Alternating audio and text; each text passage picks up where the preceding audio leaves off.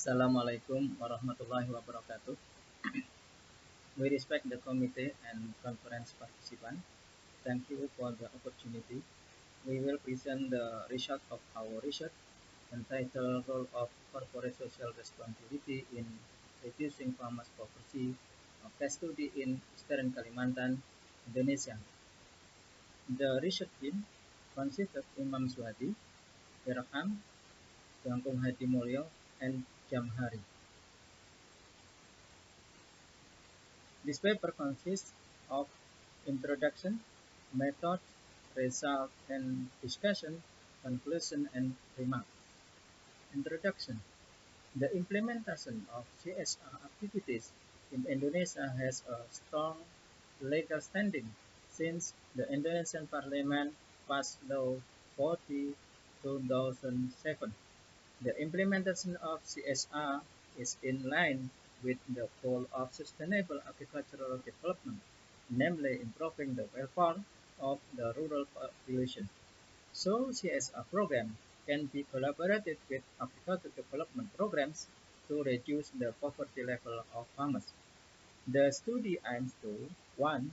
Determine the poverty level of farmers before and after receiving CSR assistance, and 2. To determine the impact of CSR programs for reducing farmers' poverty level. Method. It is surface research that uses a questionnaire as a tool to collect data. The location is Kutai Regency, is Kalimantan Province. Then CSR programs are conducted in 2019-2020 when the number of samples was 61 farmers spread over 4 villages. The criterion of poverty is based on the criteria of the Central Bureau of Statistics (BPS). Measurement of poverty level used the headcount index, the poverty gap index, and the poverty severity index. The impact of CSR assistance is looked through the difference in poverty level before and after receiving CSR assistance. Research and discussion. Characteristic of respondent. The overall characteristic of the household heads are in the productive age range. Then some 75% of households depend on agriculture for their livelihood, and the remaining 25% from other sectors. The education level of the head of household ranges from basic education to university education. The level of education can influence the mindset and opportunity to work outside the agricultural sector. Average expenditure per capita per month consists of consumption of basic needs for food and non-food, respectively 65% and 35%. The largest component of food expenditure is for consumption carbohydrate, protein, and cigarettes, while the component of non-food consumption are housing, electricity, fuel, and telecom. Number 2, farmer poverty level. Based on average number, the average expenditure per capita per month, both before and after the CSR program was implemented, shows a number above the poverty line. This means that on average farm households in East Kutai are not classified as poor. On the other hand, this indicates the possibility of disparity in spending in society. Based on the BPS criteria for the poverty line, there are 10 poor households. Then after the CSR program decreased to 5 poor households. Then the headcount index. The headcount index shows a decline after CSR program. It means that before the CSR program, there were 16 8.4% that we classified as poor, but after the CSR program was implemented, it decreased to 8.2%. Furthermore, the poverty gap index. This index shows the level of depth of poverty in the farmers.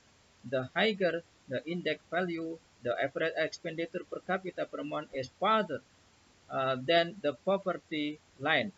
The index can also show us what the minimum amount of cost needed for by poor households to lift themselves out of poverty.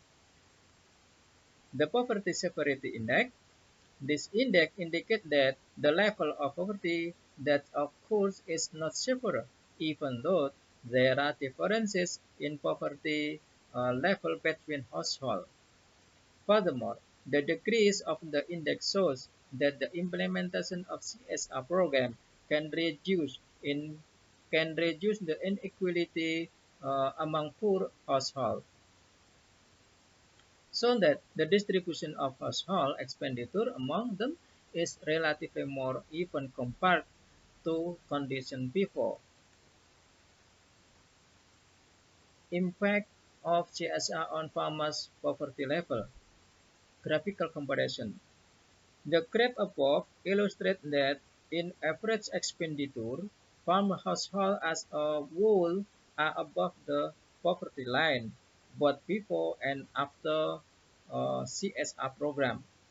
But the result of the calculation still find the households are classified as poor.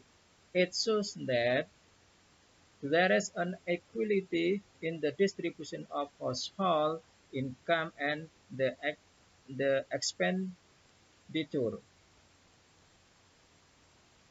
Statistics test. The mean value shows an increase after the CSR program. This means that the CSR program has an impact on the average per capita expenditure of 6.25%. The percent correlation was 0.92. It means that there is a very strong relationship between the average expenditure per capita per month before and after receiving CSR assistance. Then the value of T count is less than negative teachable. It can be concluded that there is a difference between the average expenditure per capita per month before and after CSR assistance. Conclusion and remark. Based on the previous discussion, it can be seen that the proportion of poor household has decreased after receiving CSR assistance. Likewise, the debt index and poverty index numbers show a decline. This means that the implementation of CSR program is able to reduce the number of poor households. Poverty alleviation is not only the responsibility of the government, but also the responsibility of the all stakeholders, including the companies through the implementation of CSR. Acknowledgement. Thanks a lot to Universitas Gadjah Mada for funding this research from the 2021 Rekognisi Tugas Akhir.